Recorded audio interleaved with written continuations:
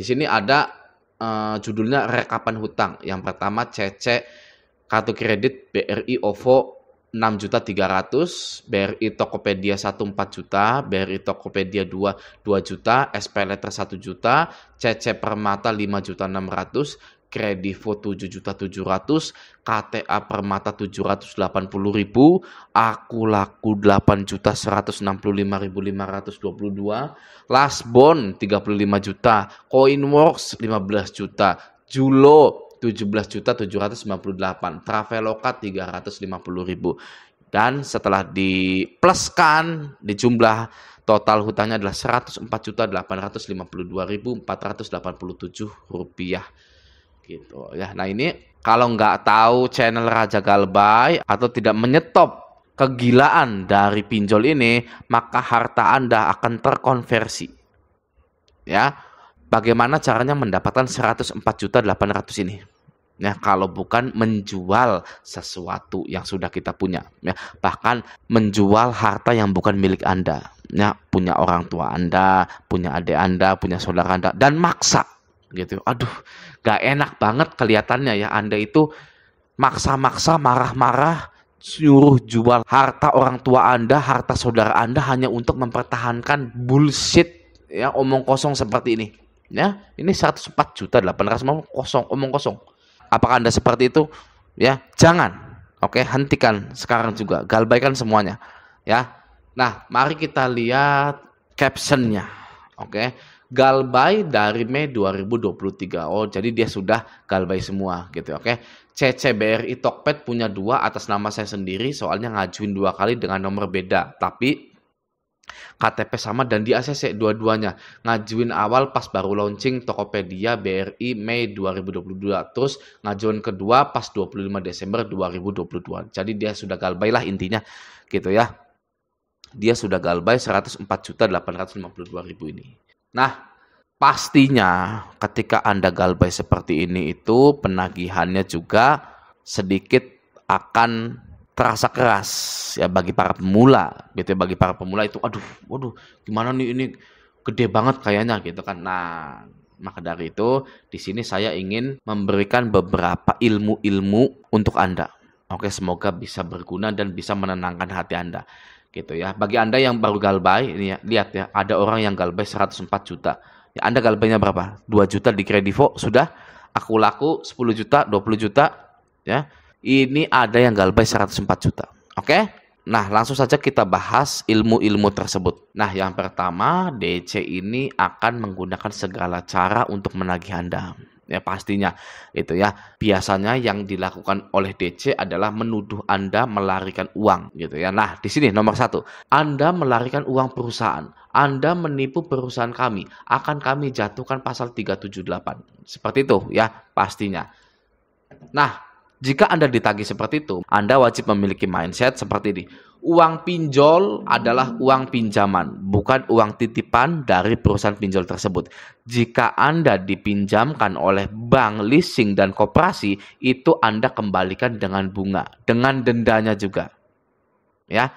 Namun, jika Anda tidak bayar, maka namanya gagal bayar, bukan melarikan dana perusahaan. Ya, namanya gagal bayar. Orang yang nggak bisa bayar hutang itu adalah gagal bayar.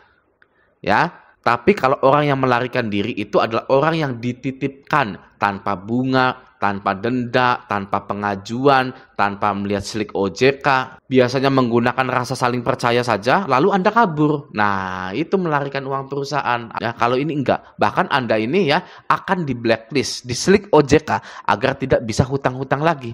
Nah, Anda di blacklist di slik OJK agar tidak bisa hutang-hutang lagi karena Anda tidak mau jadi budaknya riba lagi. Dan bank atau leasing nggak suka jika ada orang yang seperti itu.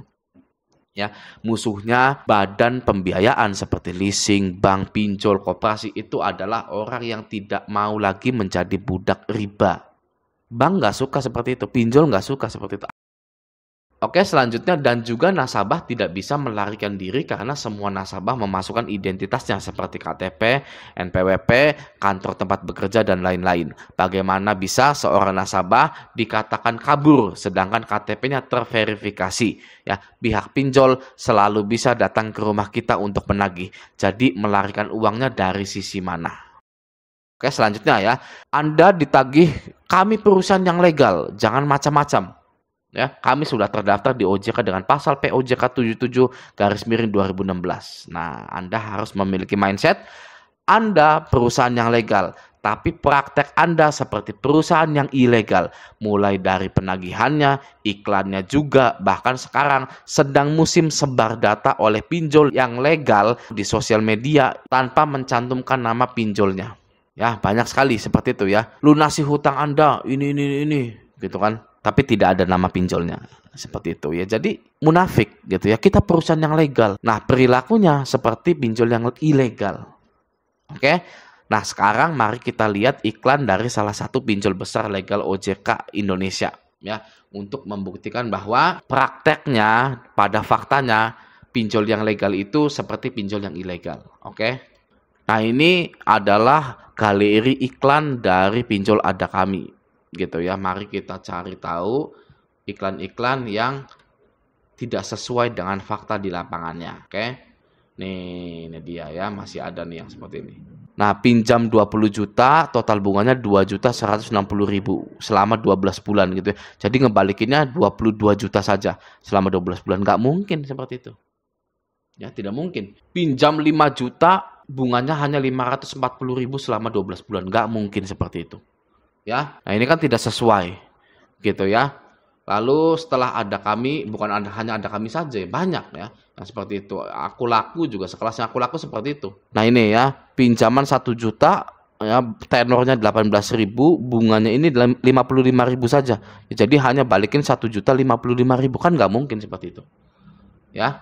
Masih banyak sekali iklan-iklan yang tidak sesuai. Nah, jadi walaupun perusahaannya ini legal, ya pinjol-pinjol yang legal itu, tapi fakta di lapangan perilakunya ini seperti pinjol yang ilegal. Oke, selanjutnya Anda ditagih seperti ini. Kami tidak memaksa Anda untuk meminjam di sini. Segera kembalikan uang kami. Ya. Nah, Anda bilang atau Anda harus mempunyai mindset, saya juga tidak memaksa untuk dipinjamkan uang oleh pinjol Anda. Ya, saya hanya mengajukan, tidak memaksa. Ya, untuk dicairkan. Saya tidak memaksa menelpon, tidak memaksa SMS, WA, atau saya itu tidak datang ke kantor Anda memaksa, meminta untuk dicairkan. Ya, tidak kan? Kita nggak memaksa juga.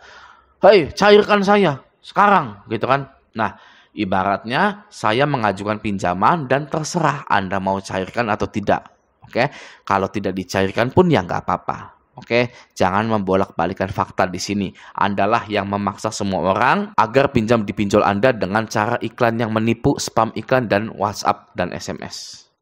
Terkadang pinjol itu sangat senang sekali membolak-balikan fakta. Ya, oke, selanjutnya nomor 4, kami akan berkunjung ke rumah Anda. Ya, nah, Anda balas, kalau saya tidak mau, Anda mau apa? Gitu ya. Saya punya pasalnya, akan saya tunjukkan. Nah, ini dia ya dari kompas.com. Oke, memaksa masuk ke dalam rumah atau pekarangan orang lain bisa dipidana hingga 2 tahun atau pidana denda mencapai 50 juta. Oke, pasalnya adalah pasal 257 ayat 1 mengatakan setiap orang yang secara melawan hukum memaksa masuk ke dalam rumah, ruangan tertutup, atau pekarangan tertutup yang dipergunakan oleh orang lain atau sudah berada di dalamnya secara melawan hukum, tidak segera pergi meninggalkan tempat tersebut atas permintaan orang yang berhak atau suruhannya, dipidana dengan pidana penjara paling lama 1 tahun atau pidana denda paling banyak kategori 2 10 juta. Nah, ya. Jadi kalau Anda tidak mau bertemu dengan DC lapangan itu sangat boleh sekali dan dilindungi pasal 257 ayat 1. Ya, udah DC mah di depan pagar aja. Ya, nggak usah dikasih masuk, nggak usah dikasih teh, ya nggak usah dikasih biskuit Roma, gitu kan, ngapain? Udah di pagar aja atau nggak usah ditemui. Misalkan Anda kerja, hanya ada orang tua Anda di rumah, Anda kasih tahu pasal 25 ayat 1 ini, ya nggak boleh menerima debt collector karena kita pun tidak mau didatangi oleh debt collector. Gitu.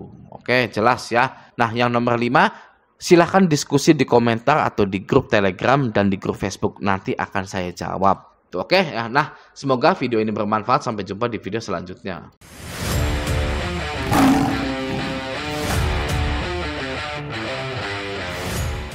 Di sini ada judulnya rekapan hutang. Yang pertama CC kartu kredit BRI OVO 6.300.000, BRI Tokopedia 1 4 juta, BRI Tokopedia 2 juta, SP Letter 1 juta, CC Permata 5.600.000, Kredivo 7.700.000, KTA Permata 780.000, Aku Laku 8.165.000.